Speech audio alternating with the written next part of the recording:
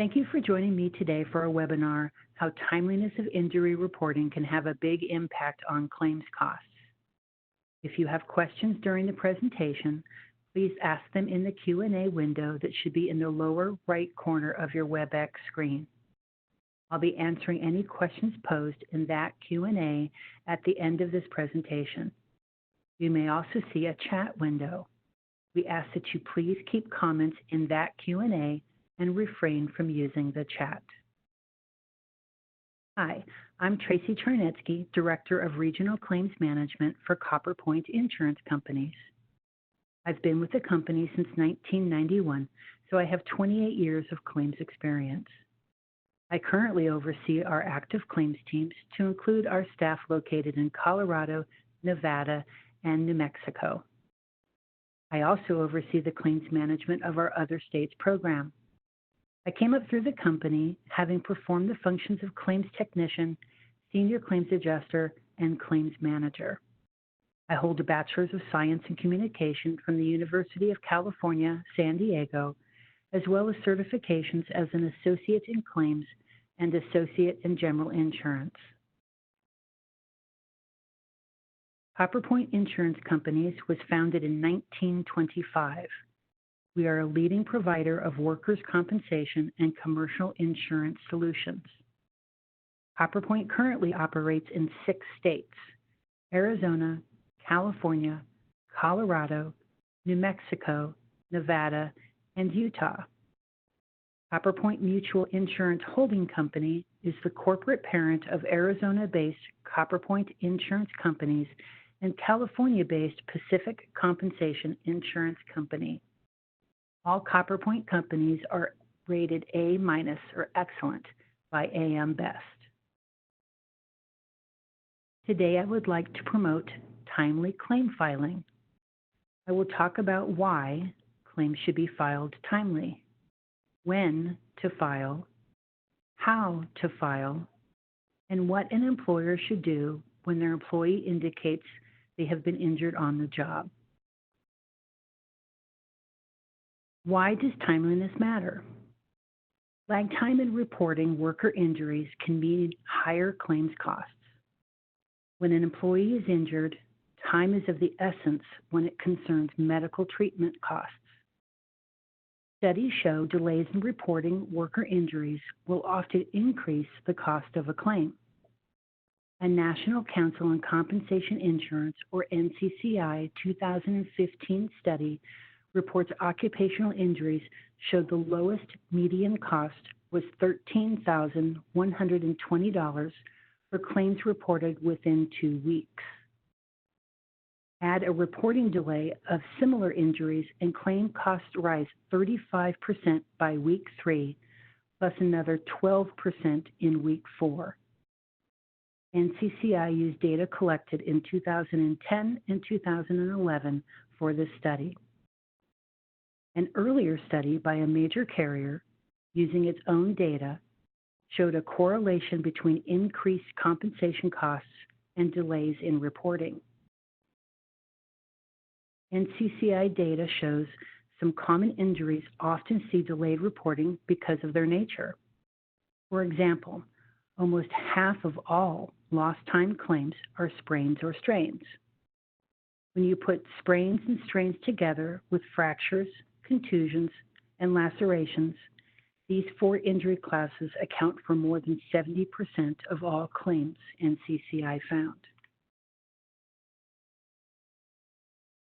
A delay in reporting, perhaps because an injured worker and his or her manager think an injury is not severe and might heal quickly, results in higher costs when recovery gets delayed or doesn't occur at all.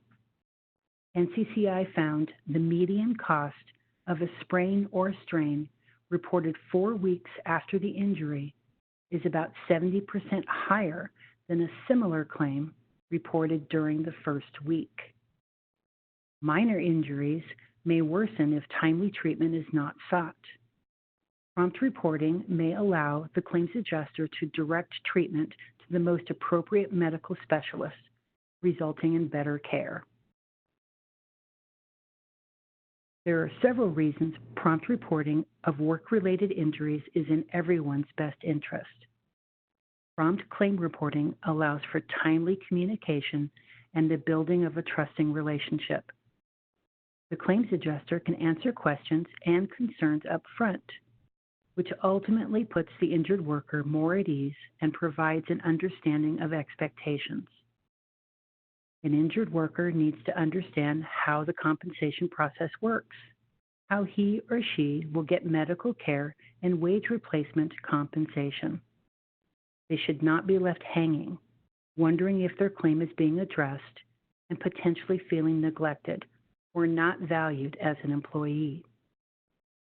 A thorough accident investigation should include collection of facts, evidence which may not be available after time, and interviews with witnesses whose memories are freshest immediately after an incident rather than days or weeks later. Wrapping up an investigation helps an employer and claims adjuster determine the most appropriate plan of action for claim resolution in a quick and efficient manner. Fast reporting can reduce or completely mitigate time lost from work if appropriate light or regular duty releases can be obtained within the state waiting period. That could be the difference between a medical only versus a time loss claim. Remember, NCCI will discount medical only claims costs by 70%. Timeliness in reporting also may reveal signs of fraud and could help determine whether surveillance or subrogation against a third party is needed. When do you report a claim? When an employee reports an injury or illness they believe is related to work for which they are seeking medical treatment. Note, injuries the employer should be aware of should also be reported within the jurisdiction's required timeline, whether or not the injured employee formally reports the incident. Each state has a regulatory requirement for claim filing. There are some which state a reporting requirement of immediate, but no matter what the jurisdiction requires, prompt filing is important. If an employee reports an incident but indicates they do not feel a need to seek treatment at that time, you may not need to report a claim to your carrier. You should, however, investigate and document the incident. This can be done on an employer's internal investigation form, or you may use CopperPoint's Supervisory Report of Injury form.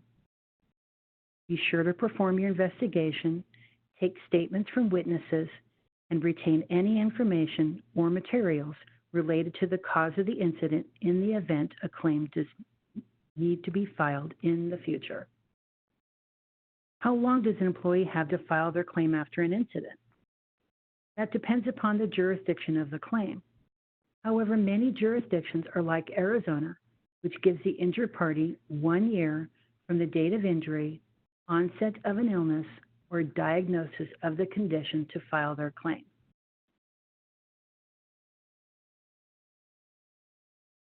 How does the employer file a workers' compensation claim for Arizona, Colorado, Nevada, New Mexico, and Utah?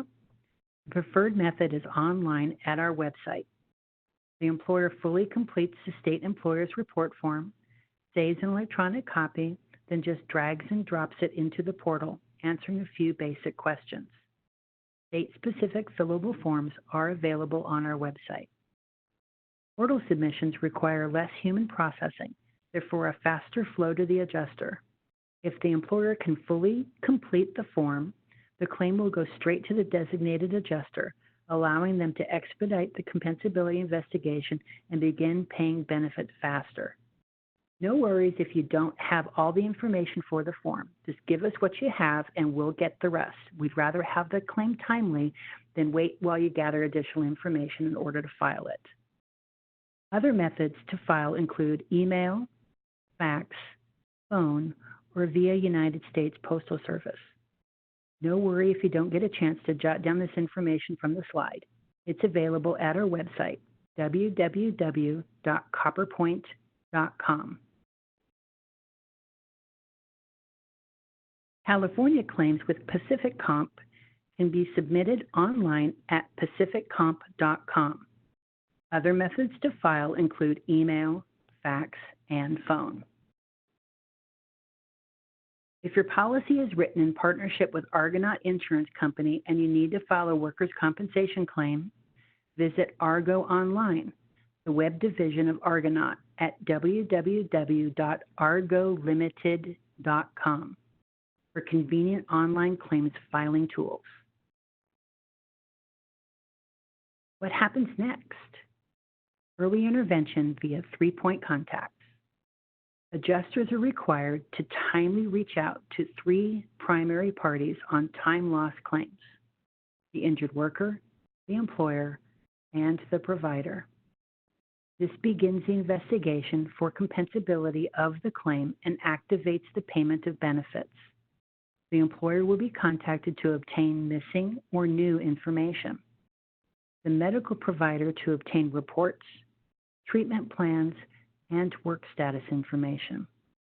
The injured worker to obtain their statement, additional personal information, and to explain the workers' compensation claims process. As indicated previously, fast claim filing expedites the investigation process and allows more time to gather fresh information. It also allows the adjuster an opportunity to begin building a relationship with the injured person quickly after the injury. The adjuster can explain the complex and often confusing workers' compensation claims process early in the claim, which will often reduce legal representation and litigation. The employee is more likely to return to work faster and less likely to draw their claim out farther than medically necessary.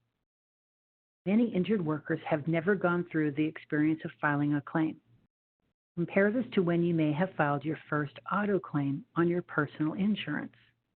Was it intimidating to work through a new and unknown process? Was the filing of the claim easy? Did you know what the next step would be?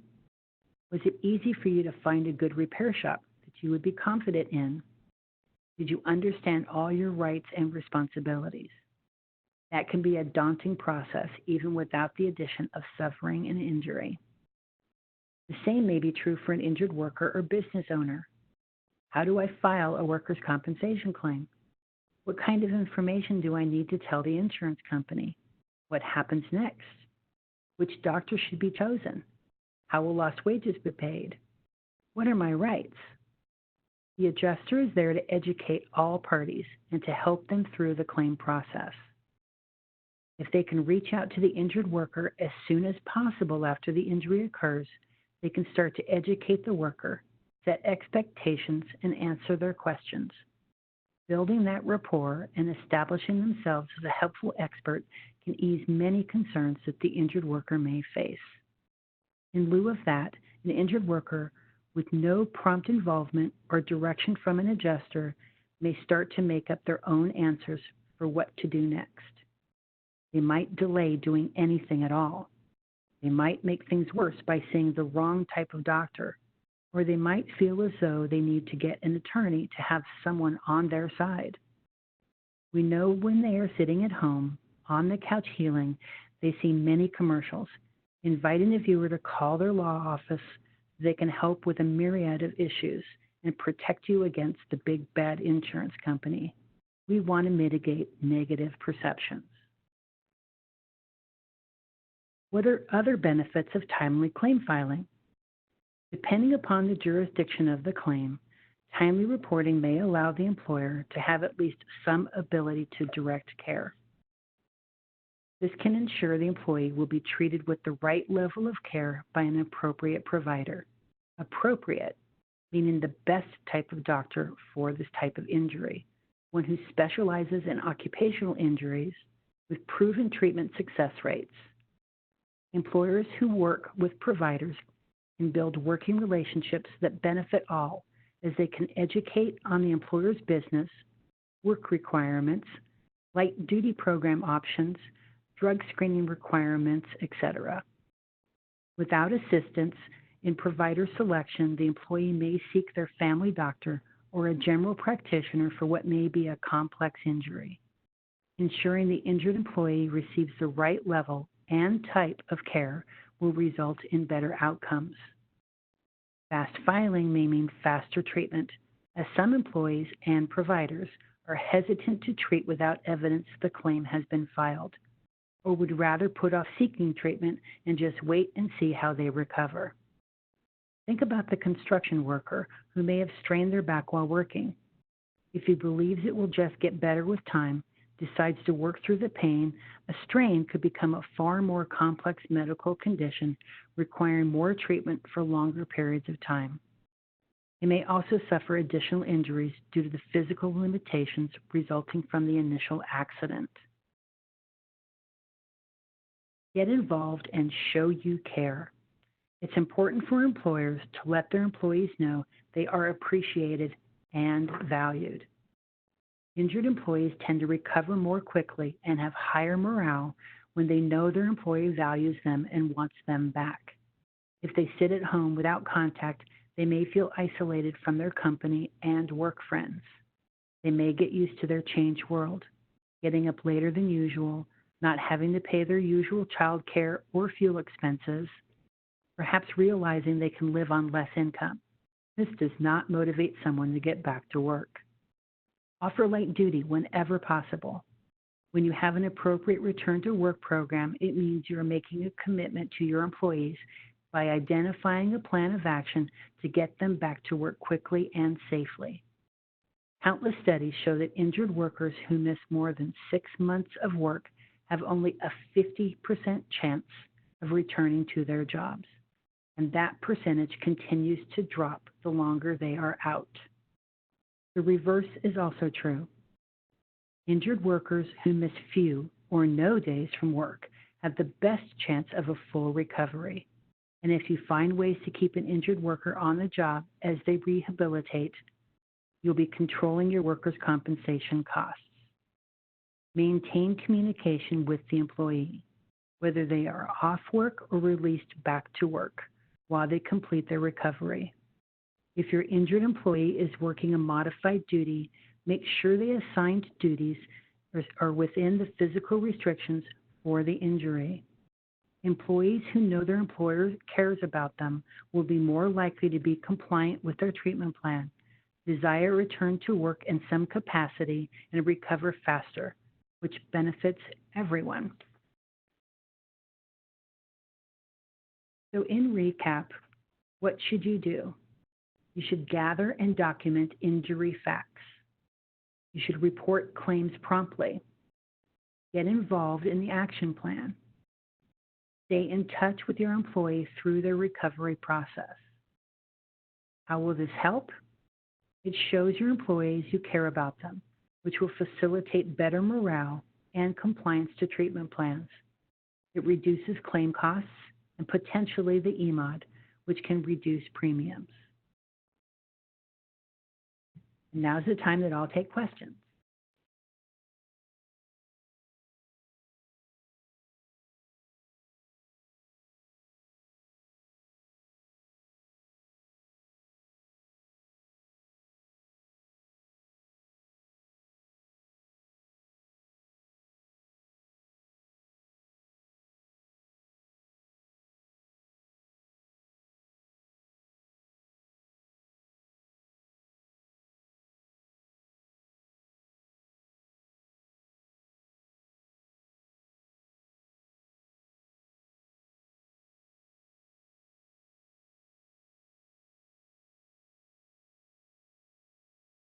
Okay, so let's look at some of the questions that we have.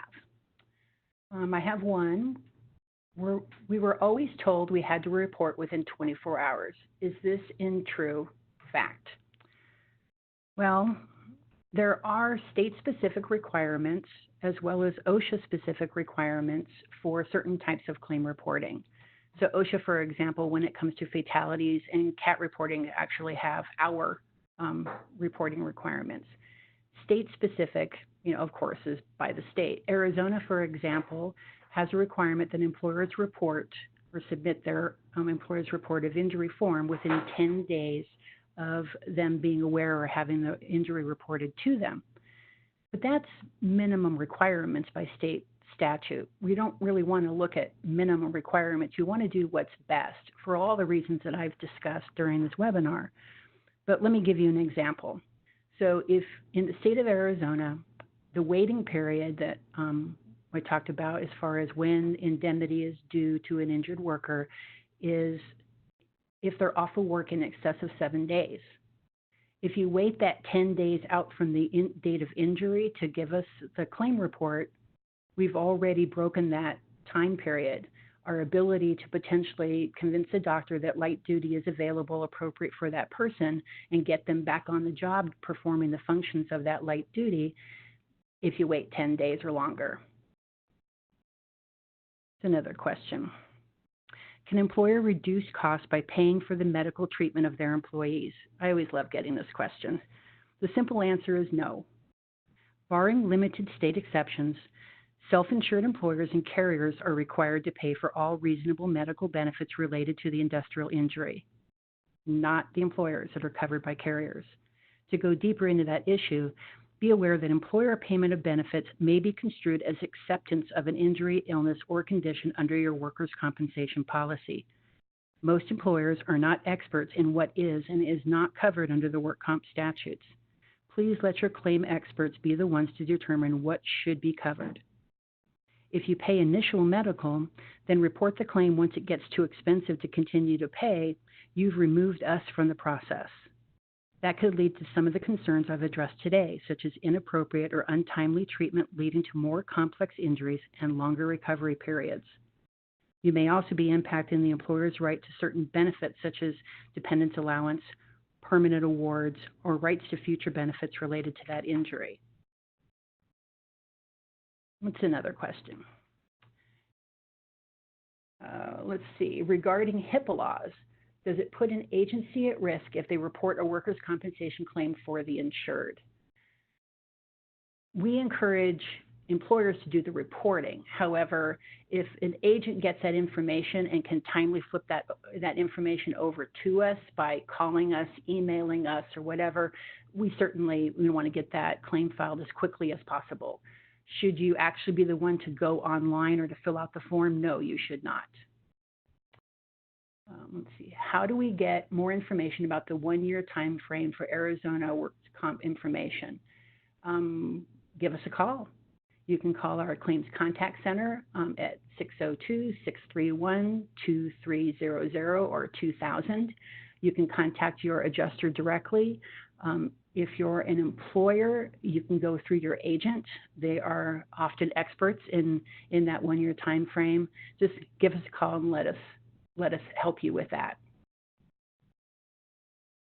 Has CopperPoint seen any correlation between workers' compensation claims and other employee benefit programs like disability insurance with off-job coverage? Correlation between workers' comp and employee benefits. They're two completely different scenarios. Workers' comp, compensates for time lost from work by the statutes. Employer disability insurance is a labor issue. Workers' comp is separate from those labor issues. One will take credit. Disability insurance, for example, will take credit. There isn't a lot of double pay. So depending upon what you're looking for in that question, I hope that answers that. If an employee does not want to go to a doctor, should the employer still file a claim? If the employee doesn't want to go to the doctor, they're not going to have a diagnosis and a medical record. Excuse me. Without a diagnosis, we really don't have a claim. A legally filed claim, for example, in the state of Arizona, requires the employee's signature on a document. That document is most commonly the injured worker physician's report of injury, which is completed by the provider as well as the injured worker. So I would encourage you, as I said during the webinar, to investigate the injury, the incident, document it well, and follow with that employee in a very short time period to make sure, are you okay? Do you still feel that you don't need to seek treatment? A minor, minor bumps, types of things, that's okay. If they have, if they have a laceration, if they're, have loss of range of motion, certain things, back injuries, really shouldn't wait to seek treatment. I would encourage them to go to a provider, a preferred provider, hopefully one that you've worked with as an employer, so they know what to expect. Let's see. Can an employer reduce costs by continuing to pay their employees' salary when they're on a no work status? I already answered that question. Let's see. I think I answered that question. No, I didn't. Again, there's a simple answer to that. It's also the same thing with the medical benefits. Carrier or self-insured employer are responsible for paying those benefits. Employer payment would lead to the injured worker being double paid. There's a few states that have statutes that do allow what they call continuance of pay, which allow the employer to pay some of the upfront benefits, but NCCI requires carriers in those states to report the indemnity paid by the employer as though it had been paid by the carrier. So employer pay, when it's allowed, isn't going to offset the costs which get reported to NCCI for your EMOD calculation. In addition, employees or employers who continue to pay may not be fully compensating the employee for their loss. If the individual doesn't work a set schedule, or they don't have a set salary, so their monthly or weekly wages can vary over a 365-day period, what the employer pays when they're off of work may not be equal to the average monthly or average weekly wage, which would be calculated to compensate them per the state statute, which would leave your employee underpaid. Let's see, can you assist us in finding the right providers in our area? Yes. Although we may be restricted by certain statutes to direct care, we do have resources to assist you with finding providers and creating medical panels. Both CopperPoint and Pacific Comp websites have access to provider networks from most of our covered states, or your claims adjuster can help you. Let's see. Here's a good one. What did you mean by saying employee morale could be impacted by the employer's benefits when they're off of work or released to light duty? Well, besides what I already mentioned about feeling cared for and supported by your employer, you also have to consider your other employees, the ones that aren't injured, hopefully never will be injured, but aren't injured. Our loss control team always talks about the hidden costs of claims. Perhaps you've been to a presentation where they show you the iceberg and talk about the hidden part of the iceberg that's below the waterline. Some of those costs are due to the fact that when you have someone out, you have to provide someone else to cover that job. So somebody that already has a full-time job is pitching in to cover for the injured employee, or you might have to hire a temp employee to fill in. That impacts the employee's productivity, increases payroll costs, and potentially the company's bottom line. That's just one cost. Think about the employees who see their coworkers brought back to work in modified positions. Those are the ones I'm talking about with even the not injured employees. By bringing back your injured employees, you're showing all of your staff that you care about your employees. You can give them the comfort that no, in the event that they were to unfortunately have an injury, you've got their back, you've got them covered, and you care about them. Where do I find all the online information that I keep on talking about? Well, if you go to www.copperpoint.com, you click on the claims incidents or claims and incidents drop down. It's on the orange bar. Just scroll down under the picture of the pretty lady, and you'll see how to file a claim, where to find a medical provider, and our claims kit. Also on that orange bar, you'll see links to resources. Here you'll find the portal user guides for claims system registration, claims filing, and online claim viewing. This is also a location of our safety materials, educational materials, and videos, posters, etc. Pacific Comp also has a wonderful website with valuable information, again at www.pacificcomp.com. So look for the drop-downs in their blue bar for broker, policyholder, and medical provider network information. They also have an exceptional loss control team and resources to assist with brokers and policyholders.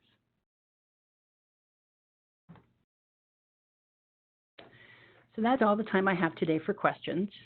I'd like to close the session by commenting that once an injury occurs, there are only so many ways that we can work to control those claims costs. Ultimately, the best way to do this is by not having claims at all. or at least by reducing their frequency and severity. CopperPoint has an exceptional loss control team available to assist with customer-focused loss control programs, services, and training solutions to our agency partners and insured clients. They will partner with you to tailor and customize resources in order to achieve outstanding results, which will lower your claims costs by mitigating losses. Our loss control consultants are also available to discuss state-specific requirements. For further information on how to control your costs, please visit our website where, as I mentioned earlier, you'll find a learning management system, streaming videos, and printable materials to utilize for your business. You'll also find the webinars we've presented in this series. We would like to thank you for attending this installment of CopperPoint's educational webinar series. A recording of this presentation will be available on our website and will also be a blog posted regarding what we've discussed today. We'll be sending out a survey after the presentation and would appreciate any and all feedback you have. Finally, our next webinar will be on October 3rd, and we'll cover safety committee meetings, again, by our exceptional loss control teams. Thanks again, and have a great and safe day.